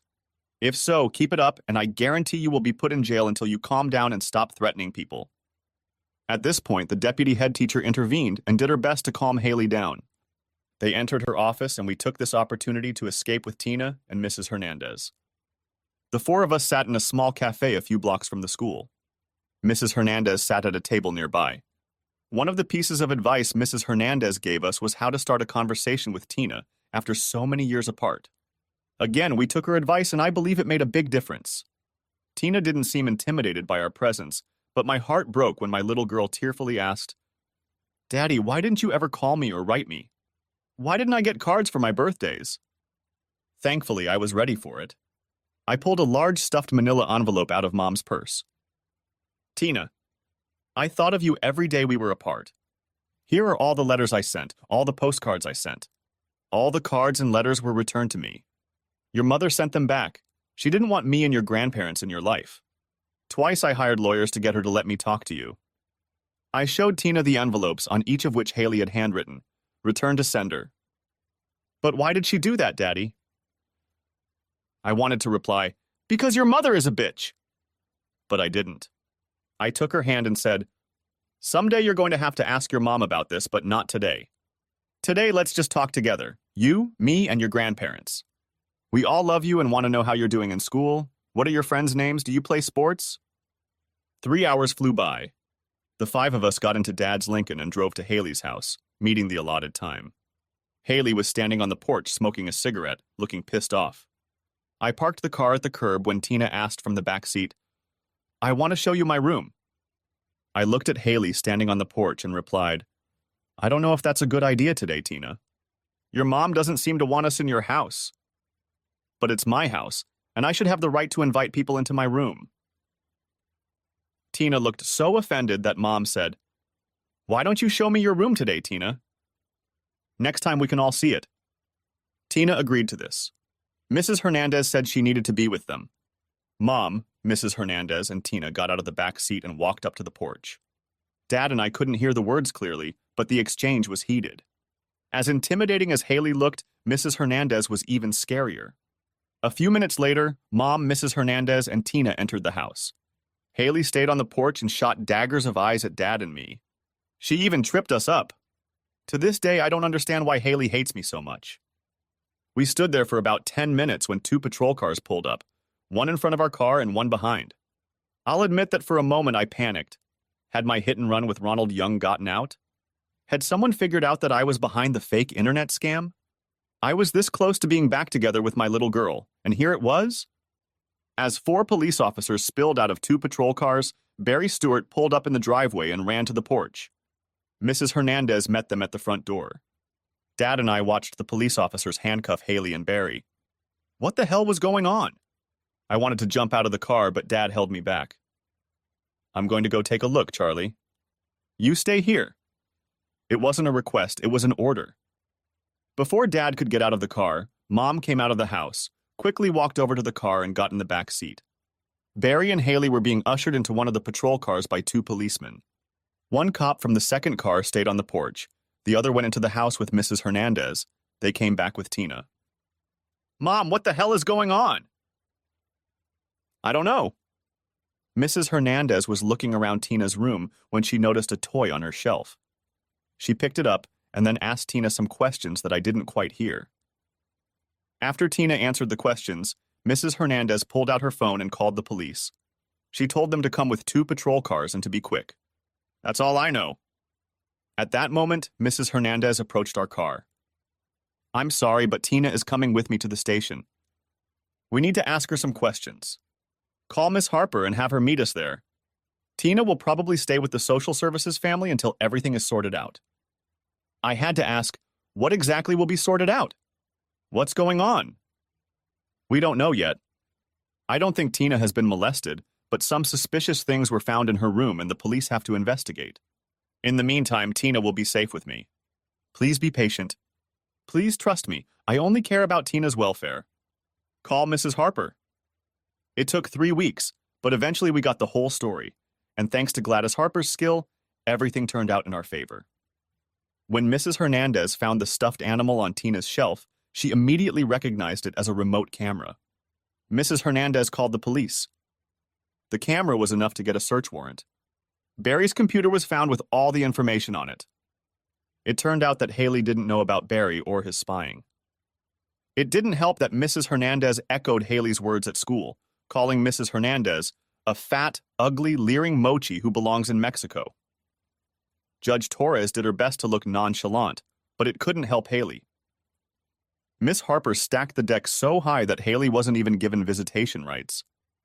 2 months after arriving in Texas, we were leaving in Daddy's car with Tina strapped into the seat next to Mommy. Tina and I moved into my in-laws' house. For almost the entire first year, we had to treat Tina. On the advice of the therapist, we even allowed Trent to attend Tina's 11th birthday party. Forgiveness was part of the therapist's recommendations, which meant allowing Haley's mother limited access to Tina. Those 2 things kept me on my toes, but after a half-hour conversation with Tina's therapist, I agreed that it was for Tina's sake, and I just had to accept it. The hardest part was when Haley moved back to the city. We let Tina visit her mom at her grandmother's house a few times, until her mom got a call from Margaret Turner. I hate to do this, but I have to tell you. Haley says horrible things about you, Charlie and Hank. I just can't believe I raised such a horrible person. It breaks my heart, but I don't want you to alienate me from my granddaughter. I don't think Haley should be with Tina anymore. That was all I needed to hear. Haley was cut off from Tina, and by going to court, she lost all rights to Tina. It was disgusting to say the least. Haley was swearing and threatening all of us, including Tina and Margaret, before she was escorted out of the courtroom by her embarrassed attorney. Our family life was becoming like a bad episode of the Jerry Springer Show. Haley refused to obey the judge's order and made a big deal out of it, showing up at our door at odd hours, ignoring the restraining order we eventually served her, banging on our door whenever we didn't answer. Even after she spent a weekend in jail, nothing changed. When the police proved to be a weak deterrent, I decided to resort to another tactic. Once again, I sat across from Juwan Price at a downtown diner. Leaning on her is a grand. 2 grand is physical impact, 10 is permanent.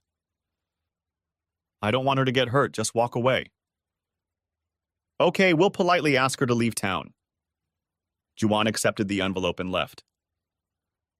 I wasn't surprised to learn that 2 weeks later, Haley was back in Texas. A year later, I was surprised to learn that she had moved back in with Barry Stewart when he was paroled. The last I heard from Margaret was that she and Barry were living in Nicaragua after he skipped out on his parole. I ended up talking to Tina's therapist about Haley. She said it's impossible to make a third-person diagnosis, but given some of Haley's behaviors, it's likely she suffers from 1 or more psychoses. I was glad to see this woman go for the foreseeable future. During all of this drama, it turned out that I had actually acquired a marketable skill during my time in prison. My father provided me with capital, and I was able to open a small store in a shopping center where I did website design and personal computer repair. No ordinary firm would hire a criminal, trusting him or her with so much information, but having my own business worked. Very few, if any, of my clients did background checks on me. And I played fair, no joke.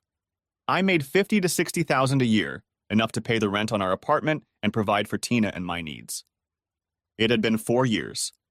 For the last 3 years, Tina has been jogging and bicycling with me. She is going to be an excellent middle-distance runner. The high school track coach has his eye on Tina.